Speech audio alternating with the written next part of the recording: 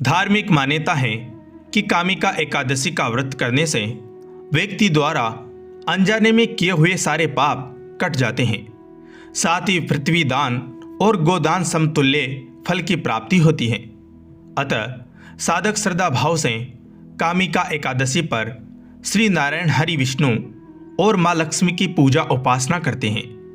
आज संध्या आरती के समय कामिका एकादशी व्रत कथा का पाठ अवश्य करें। हर वर्ष सावन मास के कृष्ण पक्ष की एकादशी तिथि को कामिका एकादशी का व्रत रखा जाता है।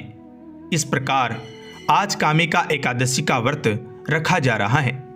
इस दिन साधक जगत के पालनहार भगवान विष्णु के निमित्त व्रत रख विधि विधान से लक्ष्मी नारायण की पूजा अर्चना करते हैं। आइए सुनते हैं कामिका एकादशी व्रत कथा। धार्मिक ग्रंथों के अनुसार कालांतर में किसी गांव में एक बेहद बलशाली क्षत्रिय रहता था। उसे अपने बल पर बेहद अहंकार का भाव था। हालांकि वह धर्मपरायण था। नित्य प्रतिदिन जगत के पालनहार विष्णु की पूजा उपासना करता था। एक दिन वह किसी विशेष कार्य हेतु कहीं जा रहा था। मार्ग में उसकी भिड़ंत एक ब्राह्मण से हो गई। उस समय वह आवेग में आ गया। ब्राह्मण व्यक्ति उसे कुछ समझाता उससे पूर्व ही वह ब्राह्मण से हाथापाई करने लगा। ब्राह्मण बेहद दुर्बल था। वह बलशाली क्षत्रिय के प्रहार को सहन न कर पाया। इसके चलते तत्काल ही उसकी मृत्यु हो गई। उस समय बलशाली क्षत्रिय शक्ति में आ गया। वह प्रायश्चित करने लगा। उसे अपनी गलती का एहसास हुआ कि उसने बल के दम पर निर्बल ब्राह्मण की हत्या कर दी। आवेग में आकर ब्राह्मण व्यक्ति की हत्या करने से वह बेहद दुखी था।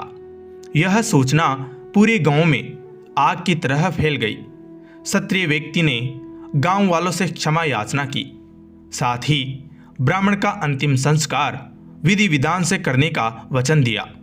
हालांकि पंडितों ने अंतिम क्रिया में शामिल होने से इनकार कर दिया। उस समय क्षत्रिय ने क्षमा याचना कर फल जानना चाहा। तब पंडितों ने कहा कि ब्रह्म हत्या दोष का प्रायश्चित करने के पश्चात हम लोग आपके ग्रह पर भोजन ग्रहण करेंगे। यह सुन क्षत्रिय ने ब्रह्म हत्या दोष प्रायश्चित करने का उपाय पूछा। पंडितों ने कहा कि सावन मास के कृष्ण पक्ष की एकादशी तिथि को विधि विधान से जगत के पालनहार भगवान विष्णु की पूजा उपासना करे। साथ ही ब्राह्मणों को भोजन कराए और दान दक्षिणा दे। ऐसा करने से आप ब्रह्म हत्या दोष से मुक्त हो जाएंगे। कालांतर में क्षत्रिय ने ब्राह्मण व्यक्ति का दाह संस्कार किया। ब्राह्मणों के वचनानुसार सावन मास के कामिका एकादशी तिथि पर क्षत्रिय ने विधि विधान से भगवान विष्णु की पूजा उपासना की। साथ ही ब्राह्मणों को भोजन कराकर दान दक्षिणा दी। उसी रात क्षत्रिय के सपने में भगवान विष्णु आकर बोले, तुम्हारी भक्ति से मैं प्रसन्न हूँ।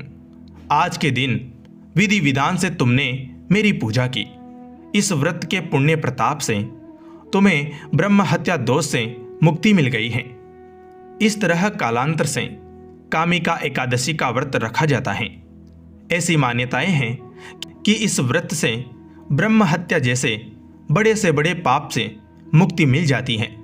कहा जाता है कि इस व्रत कथा को पढ़ने और सुनने से व्यक्ति को स्वर्ग लोक की प्राप्ति होती है।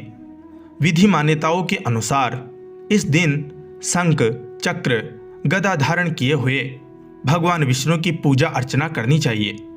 पुराणों के अनुसार कामिका एकादशी के दिन जो व्यक्ति भगवान के सामने घी अथवा तिल के तेल का दीपक जलाता है तो उनके पितृ स्वर्ग लोक में अमृत का पान करते हैं।